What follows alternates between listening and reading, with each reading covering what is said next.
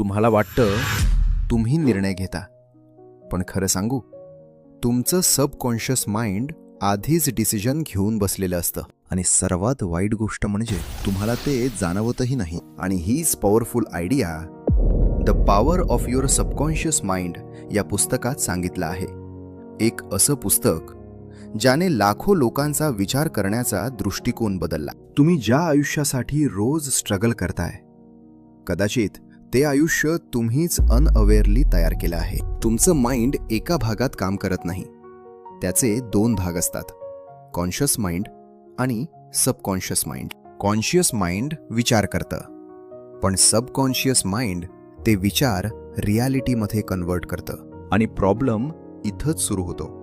तुम्ही जे रिपीटेडली विचार करता तेच तुमचं सबकॉन्शियस माइंड खरं मानायला लागतं. एक नेगेटिव्ह थॉट पॉवरफुल नसतो, पण तोच विचार जर रोज रिपीट झाला तर तो बिलीफ बनतो, आणि बिलीफ तुमची रियालिटी बनवतो.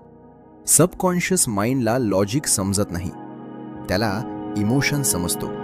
भीती दिलीत तर तो भीती वाढवतो, विश्वास दिलात तर तो शक्यता निर्माण करतो. तुम्ही बाहेर जे पाहता ते अचानक घडलेलं नसतं, ते तुमच्या इनर प्रोग्रामिंगचं रिफ्लेक्शन असतं. म्हणून चेंज बाहेरून सुरू होत नाही, तो आतून सुरू होतो. आजपासून सकाळी उठल्यावर स्वतःला एक गोष्ट सांगा, मी केपेबल आहे.